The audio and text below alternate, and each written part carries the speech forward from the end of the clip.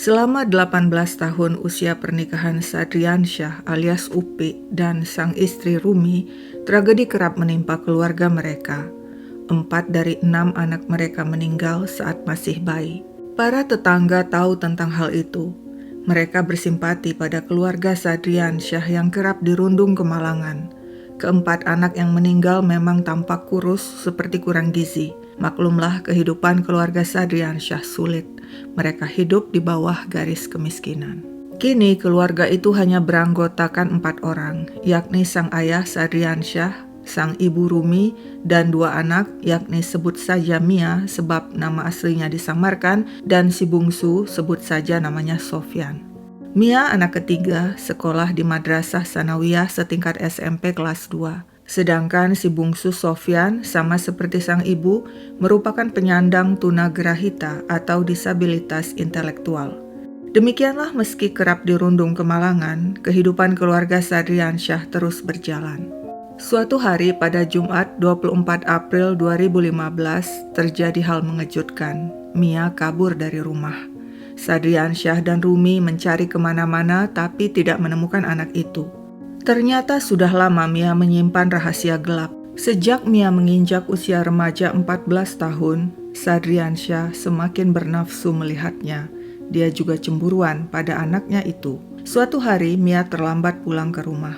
Sadriansyah yang cemburu tanpa henti menghubungi HP Mia. Ketika tengah malam Mia pulang, Sadriansyah marah menanyakan kemana saja Mia pergi.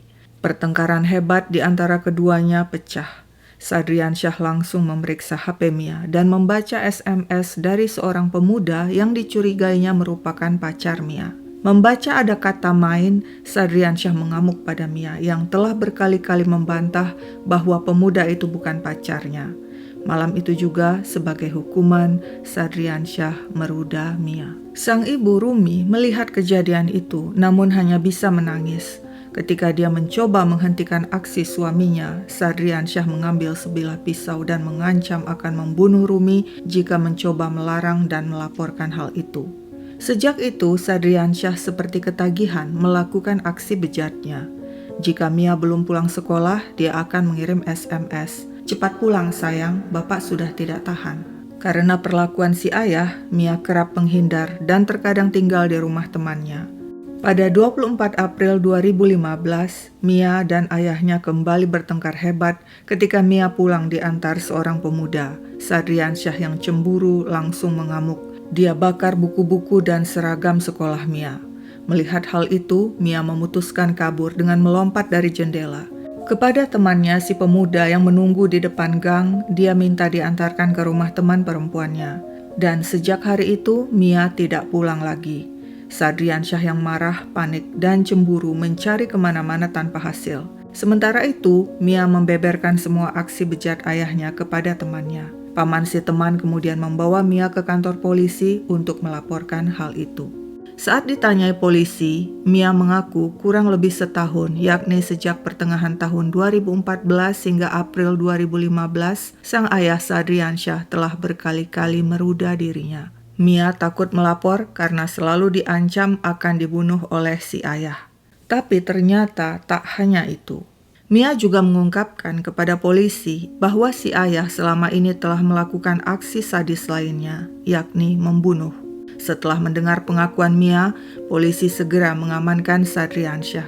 Polisi juga menginterogasi Rumi. Dan terbongkarlah cerita mengerikan tentang sepak terjang Sadriansyah selama ini. Dia bukanlah ayah, melainkan monster yang telah menghancurkan hidup anak-anaknya. Begini ceritanya. Sejak kecil, Sadriansyah alias Upi ditinggal mati kedua orang tua. Bersama kakak-kakaknya, mereka tinggal menumpang di rumah seorang kerabat di Bontang, Kalimantan Timur. Menginjak dewasa karena pendidikan minim, Sadriansyah hanya bisa bekerja serabutan untuk bertahan hidup, terkadang sebagai buruh bangunan. Meski serba kekurangan, Sadriansyah tak ragu untuk berumah tangga. Namun pernikahannya berakhir dengan perceraian. Saat dirinya sudah berstatus duda, dia berkenalan dengan seorang remaja perempuan bernama Rumi. Rumi penyandang tunagrahita atau disabilitas intelektual. Ciri-ciri tunagrahita antara lain lambat mempelajari segala sesuatu, terbatas dalam berpikir logis dan kritis, sulit memecahkan masalah dan mengingat sesuatu. Tampaknya Sadriansyah tidak mempermasalahkan hal itu. Dia menerima Rumi apa adanya. Demikianlah pada tahun 97 di usia 24, Sadriansyah menikahi Rumi yang saat itu berusia 16 tahun. Mereka tinggal di kota Samarinda, Kalimantan Timur. Tak lama kemudian di tahun itu juga, 1997, anak pertama mereka lahir dan diberi nama Santi Purwasih. Santi sakit-sakitan dan kurus. Para tetangga prihatin melihatnya dan menganggap Santi kurang gizi karena perekonomian keluarga yang sulit. Santi rewel dan kerap menangis. Sadriansyah merasa terganggu dengan tangisan Santi. Suatu hari ketika tangisan itu tak berhenti juga, emosi Sadriansyah meledak. Dia bekap Santi yang baru berusia 4 bulan dengan bantal hingga diam selamanya. Sadriansyah puas, sementara sang istri Rumi yang melihat hal itu diam saja. Demikianlah Sadriansyah dan Rumi pura-pura berkabung dan mengatakan kepada keluarga besar dan tetangga bahwa bayi Santi meninggal karena sakit. Semua mengucapkan bela sungkawa, memaklumi memang selama ini Santi tampak kurus dan sakit-sakitan. Setelah Santi dimakamkan, kehidupan Sadriansyah dan Rumi berjalan seperti sedia kala. Tahun berikutnya, 1998, Sadriansyah dan Rumi kembali dikaruniai anak yang diberi nama Saparudin.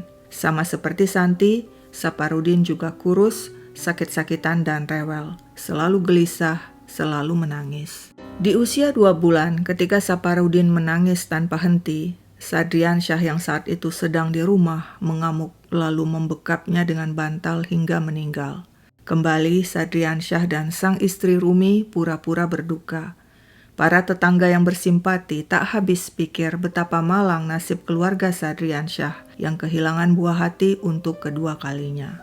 Demikianlah setelah penguburan Saparudin, pasutri Sadriansyah dan Rumi kembali beraktivitas seperti biasa. Tak lama kemudian, Rumi kembali hamil dan lahirlah anak ketiga mereka, Mia yang sudah disebutkan di awal cerita.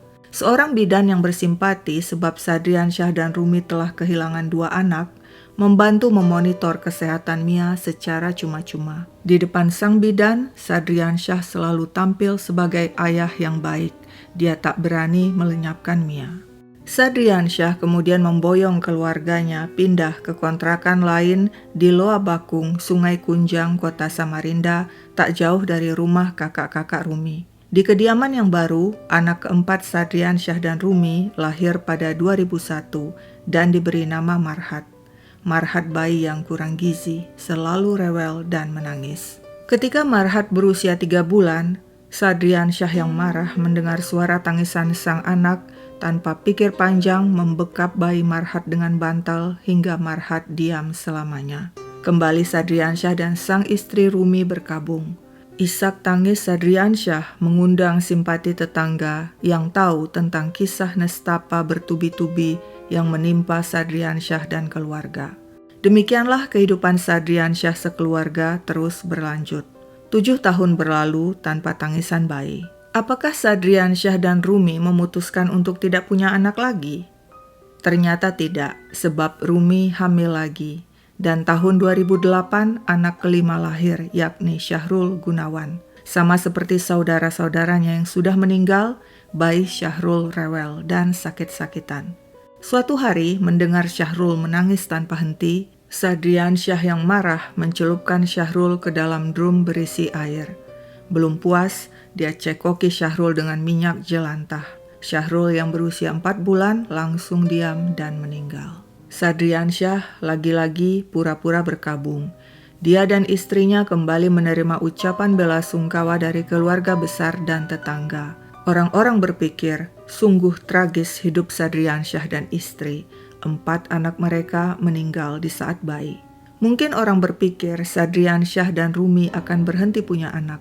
Namun tidak, sebab anak ke-6 yakni Sofyan kemudian lahir. Sama seperti ibunya, Sofyan merupakan penyandang tunagrahita atau disabilitas intelektual. Demikianlah kejahatan Sadriansyah akhirnya dibongkar oleh Mia, anak ketiga yang melapor sebab sudah tak kuat selama kurang lebih setahun diruda si ayah. Mia tidak dibunuh, tapi dijadikan pemuas nafsu bejat si monster. Mungkin jika Mia tidak kabur dan melapor, suatu saat dirinya dan si bungsu Sofyan juga akan berakhir di tangan si ayah. Kepada polisi, Rumi yang berusia 30-an mengaku tahu sepak terjang suaminya. Tapi dia tidak berdaya karena takut dengan ancaman Sadriansyah yang sering menyiksanya jika dirinya memberontak. Sebab itu selama 18 tahun dia bertahan dan menyaksikan langsung anak-anak tewas di tangan sang suami. Dia juga pernah melihat ketika Mia diruda Sadriansyah. Hal itu dilakukan di kamar Mia. Kamar itu hanya diberi sekat kain dengan kamar Sadriansyah dan Rumi sehingga Rumi bisa melihat semuanya. Menurut Rumi, di rumah suaminya beringas, namun di luar rumah selalu tampil tenang. Mungkin hal itu juga yang membuat warga dan keluarga besar tidak ada yang curiga. Rumi juga mengaku hasrat seksual Sadriansyah sangat tinggi dan mungkin memiliki kelainan seks. Sadriansyah bisa melampiaskan birahinya hingga 4 kali dalam 1 jam. Sudah biasa bagi Sadriansyah menggilir Rumi dan Mia. Sadriansyah membenarkan pengakuan sang istri Rumi. Dia melakukan aksi biadabnya di depan sang istri yang tidak berani mencegah dan takut melapor karena Sadriansyah selalu mengancam akan membunuh Rumi jika membongkar dan melaporkan aksinya. Menurut Sadriansyah, dia melakukan aksi bejatnya kepada Mia hanya 4 kali, sedangkan Mia mengatakan berkali-kali. Sadriansyah malah menyalahkan Mia. "Saya buka HP Mia. Di situ ada tulisan dia main sama orang. Saya kasih tahu tidak didengar. Saya kesal, ya saya gauli sekalian. Daripada orang lain yang menikmati, lebih baik saya yang menikmati." Untuk keperluan otopsi, Polsek Sungai Kunjang Samarinda melakukan pembongkaran makam korban terakhir yakni Syahrul Gunawan. Jenazah diperiksa di tempat oleh dokter forensik. Demikian kata pihak kepolisian. Saat pembongkaran makam, Sadriansyah dengan wajah ditutup turut hadir didampingi pengacara dengan kawalan ketat aparat untuk mencegah Sadriansyah menjadi sasaran amuk massa. Dia menangis dan mengatakan dirinya menyesal telah membunuh 4 anaknya. Ratusan warga turut hadir menyaksikan pembongkaran itu. Tulang belulang Syahrul diperiksa selama hampir 3 jam lebih. Setelah selesai langsung dikuburkan kembali. Lalu bagaimana dengan Sadriansyah alias Upik? Dia sempat dibawa ke Rumah Sakit Jiwa Atma Husada Samarinda untuk menjalani pemeriksaan kejiwaan selama 14 hari. Selama berada di Rumah Sakit Jiwa, Sadriansyah mendapatkan penjagaan 24 jam dari Polsekta Sungai Kunjang dan Polresta Samarinda. Dia dinyatakan layak mengikuti persidangan yang digelar di Pengadilan Negeri Samarinda. Persidangan berlangsung tertutup karena dianggap sensitif menyangkut pembunuhan para korban anak-anak dan kasus asusila. Jaksa Penuntut Umum atau JPU mendakwa Sadriansyah dengan 3 pasal, yakni pasal perlindungan anak, pasal KDRT, serta pasal tentang penganiayaan. JPU menuntut Sadriansyah 14 tahun penjara. Dalam pembelaannya, Sadriansyah mengatakan dia mengalami gangguan jiwa, sebab itu dia menghabisi anak-anaknya. Atas pertimbangan tersebut, kuasa hukum Sadriansyah mohon keringanan hukuman. Namun JPU menegaskan, berdasarkan hasil pemeriksaan kejiwaan, Sadriansyah sehat, tidak mengalami gangguan jiwa. JPU menganggap pembelaan terhadap aksi yang dilakukan Sadriansyah merupakan pembelaan yang mengada-ada. Pada akhirnya, majelis hakim menjatuhkan vonis 19 tahun penjara pada Sadriansyah, dengan rincian 9 tahun karena telah meruda Mia dan 10 tahun karena telah menganiaya 4 anak lainnya hingga tewas. Keinginan keluarga besar agar Sadriansyah divonis mati tidak terkabul. Kepada media, Sadriansyah mengaku dia melakukan pembunuhan karena mengalami trauma masa kecil. Ketika masih kecil dan tinggal bersama dengan kakak-kakaknya, Sadriansyah mengatakan kerap mendapat perlakuan kasar dan disiksa serta diancam akan dibunuh setiap kali dirinya rewel dan menangis. "Saya anak yatim piatu dan selalu diancam akan dibunuh kakak-kakak kalau rewel. Karena pengalaman itu, begitu melihat bayi rewel, saya langsung panik dan membekapnya. Tujuannya bukan untuk membunuh, tapi untuk menghilangkan tangisan bayi itu." Kepada media, Sadriansyah mengaku hilaf dan bersedia dihukum seberat-beratnya. Saya hilaf, saya ikhlas dihukum seberat-beratnya. Ditembak mati pun saya rela.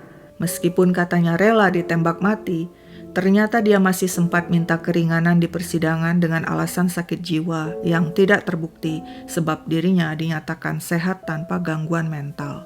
Kepada penyidik, Sadriansyah sempat mengaku dirinya diganggu roh keris pusaka. Dia mendapat bisikan dari keris sakti pusaka yang diperolehnya 10 tahun sebelumnya di Tanjung Santan, Kutai Kartanegara. Keris pusaka itu pemberian saudara saya.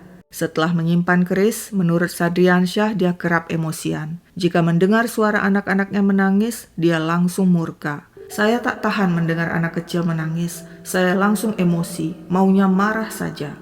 Selain tak tahan mendengar tangisan anak-anaknya, Sadriansyah juga mengaku tak kuat mendengar tangisan anak tetangga. Perasaan ingin saya kejar, terus saya banting.